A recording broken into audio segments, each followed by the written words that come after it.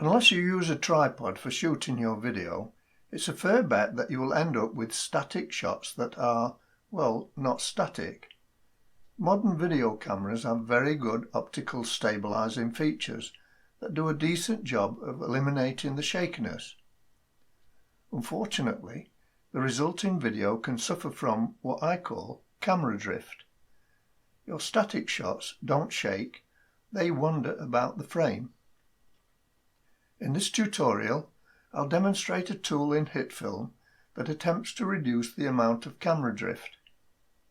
Welcome to episode 5 in this series. I've been shooting and editing video for a good number of years, and over the latter part of this period, my hands have become less steady. My trusty Sony camcorder has a good optical stabilizer, which compensates for my less than steady grip. Consequently, my static shots suffer from the aforementioned camera drift. Let me show you what I mean. This is one of the clips I shot at Hadrian's Wall in Northumberland. You can see that as I play it, it drifts slightly.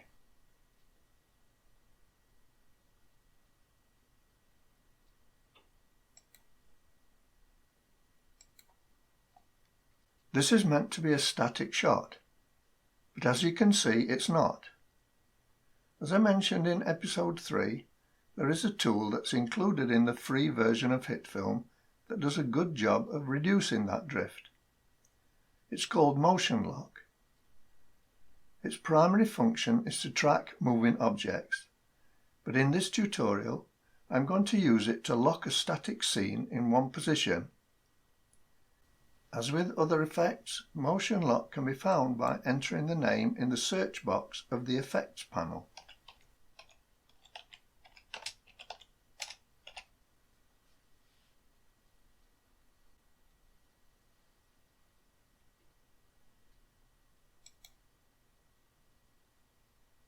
To apply the tool, I simply drag it across to the problem clip. As soon as the effect is applied, the analysis starts. On completion, you'll see green crosses spread around the preview. These are tracking points generated by the motion tracking algorithm and can be ignored for this tutorial. They'll disappear when the clip is played. Now, if I play the clip, you can see that the scene is now stabilized.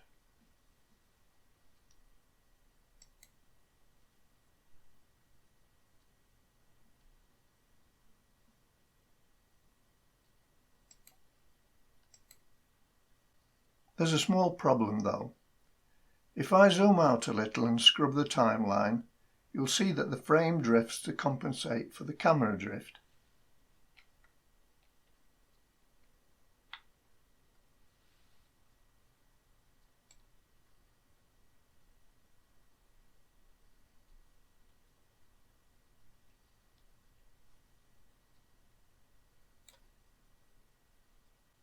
This leaves animated black bars around the video, which you'll agree isn't satisfactory.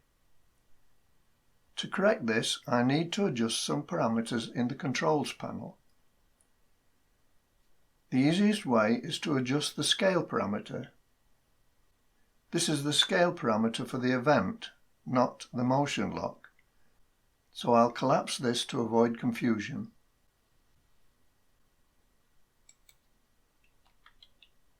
I now need to scrub the timeline to the point where there is maximum frame drift.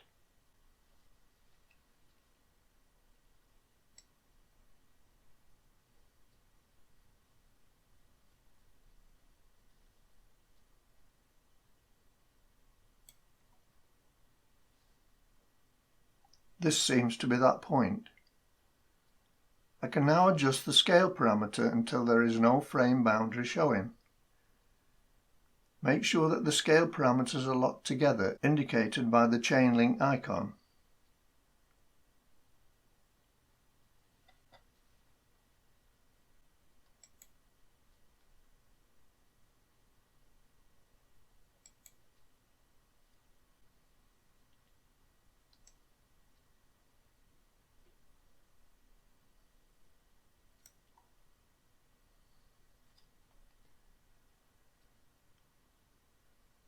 this point I'm going to scrub the timeline again just to make sure that the scale adjustment has done the job.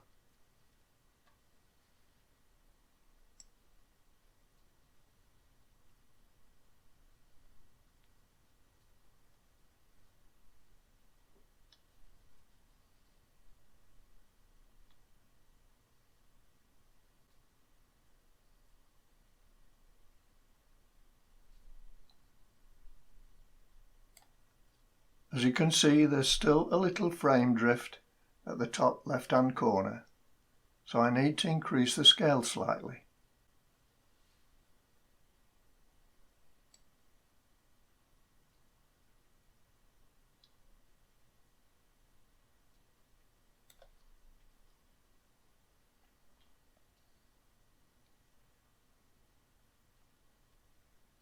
The only problem with this method is that you lose some of the content due to the scaling. This loss of content can be minimized, but it involves more work to achieve this. You use the position parameters in conjunction with the scale and rotation parameters to get the optimum position for the content frame. As you adjust the various parameters, you must scrub the timeline to ensure that the optimum position is maintained through the length of the clip. This procedure can be time-consuming, involving a lot of trial and error. Of course, if some loss of content around the frame isn't a problem, you can simply use the scale parameter to get rid of the black areas. I'll now play the clip with the effect applied, then with it disabled.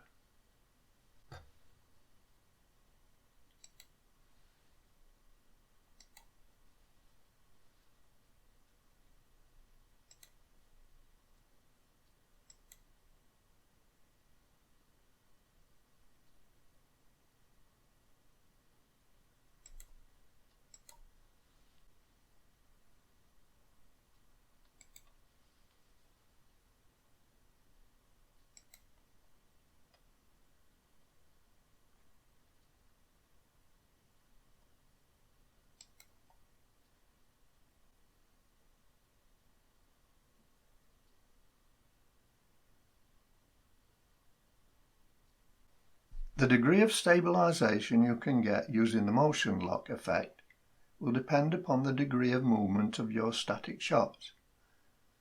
As I've mentioned previously, using a tripod is the preferred method of obtaining steady static shots. That's not always convenient though, so the motion lock effect can provide a reasonable alternative. Join me next time for another episode. Thanks for watching, and please consider subscribing if you haven't already done so. Until the next time, bye for now.